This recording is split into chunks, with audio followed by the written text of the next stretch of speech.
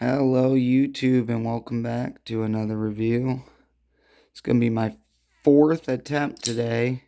And I think I'm just going to do it inside because outside is not working, even though it's a very nice day.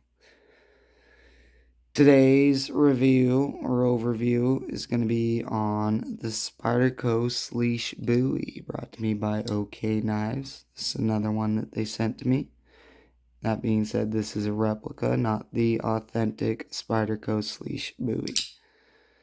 But it is a very nice knife nonetheless. So, a little bit about the Slysz Bowie. It was designed by Marcin Slysz. The original knife came in CTS HP, and it was a stone-washed finish. But the stonewash was more of a mirror polish, which this one doesn't feature. It does reflect a good bit of light, but it's not nearly mirror polish like the original is. They have updated this and came out with a new version recently, I believe a year ago. One of the knife companies online, I forget who it was. It was Blade HQ or DLC Trading or some such, got permission to make another iteration of this knife, which a lot of people were looking forward to. If you don't know anything about the Slysz Bowie, this was made about a decade ago. I believe 2011 was the first time it was made, and it did not have very many years of production. But it was a very desirable knife, and so when it went out of production, it ended up on the secondary market for an absolute ridiculous amount of money. This knife originally was about $225, $250, and it showed up online in the secondary market for $8, $9, sometimes over $1,000 because it's very desirable. It's a nice shape. It's got premium materials. That's a very nice blade. Steel, titanium, sculpted titanium handles, or contoured rather. And Spyderco's famous wire clip.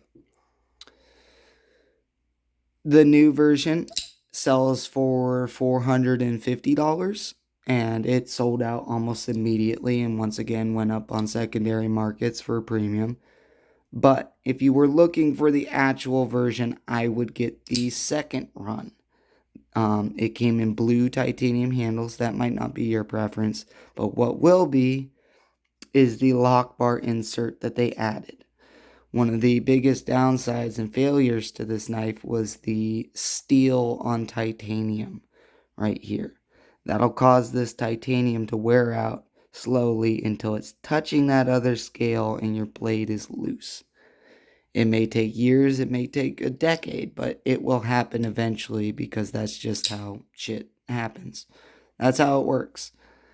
So on the newer models, they did update that, and the newer models should last a lot longer. I believe they also changed the sharpening choil so you can sharpen it more readily, keeping it razor sharp if you do want to carry this knife every day. The scale of this knife is pretty nice. It's not too large. It is a little bit thick in this dimension, trying to fit your hand in your pocket when you have this in.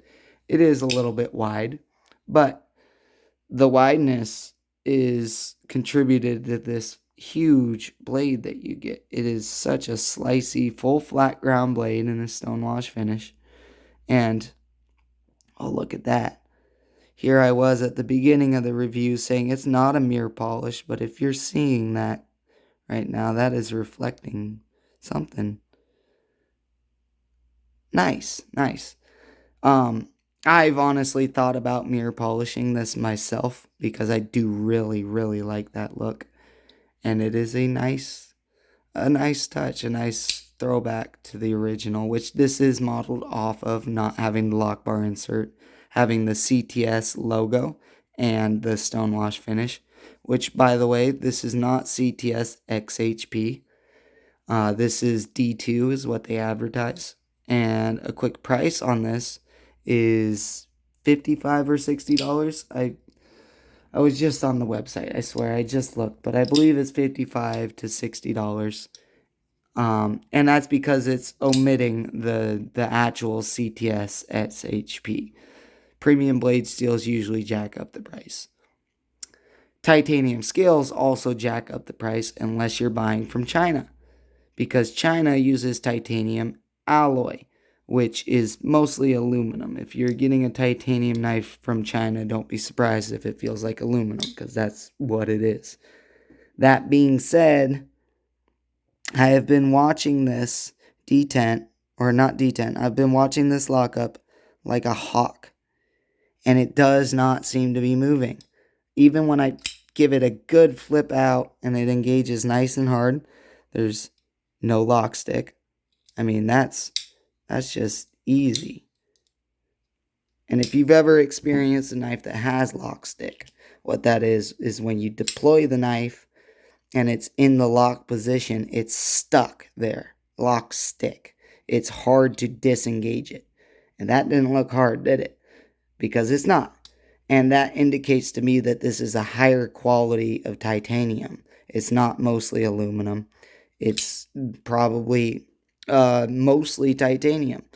And the weight also makes me think that the weight, the feel, the finish, I've held a lot of titanium, a lot of alloys, a lot of aluminum. I think I can just make a assumption that maybe this is of a higher quality. And that is fantastic, especially for the price point, and especially considering the fact that this doesn't have a lock bar insert. It may very well end up lasting a really long time because they used a higher quality titanium, which won't wear out as fast. If you use aluminum on steel, you'll have a week or two before you regret your purchase.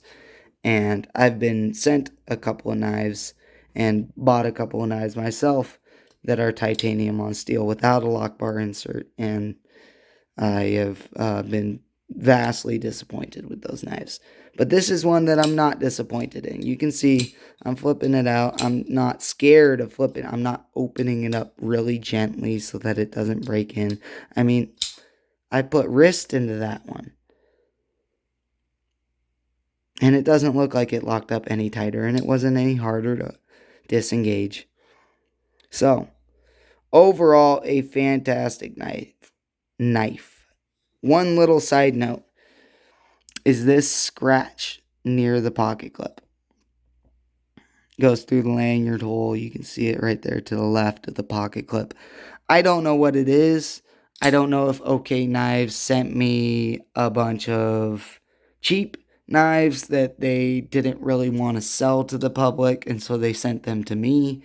I'm not sure if this is just how they send their knives in general, but that is definitely a flaw, and I need to point it out. So don't hate me, okay?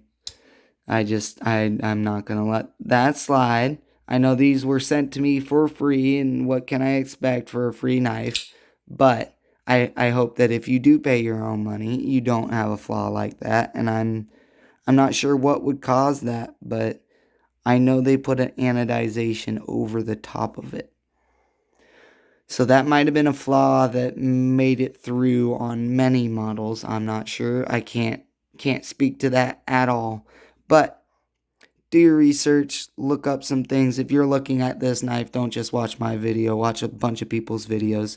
I know a particular reviewer had this exact same OK knife, and they ended up using it so much that the lock bar ended up traveling all the way to where it was touching this scale. And I seriously don't even know how that's possible. That review is a few years old, and they may have updated the titanium just based off of that one review. That reviewer was somewhat large, so I wouldn't be surprised if they did take constructive criticism and fix that, which I appreciate because my knife doesn't seem to be wearing out very fast at all. That being said, I don't think this is a knife I'm going to carry all the time just because of that titanium on steel lock interface. It will wear out eventually. It's a fact. You can't avoid it. And because of that fact, I think this is just going to be one that sits in my box. But here we are at 10 minutes. I'm trying to keep them under 10 minutes, so I'm going to go ahead and end the review here. If you're interested, I'll have a link in the description. And you guys have a very nice day.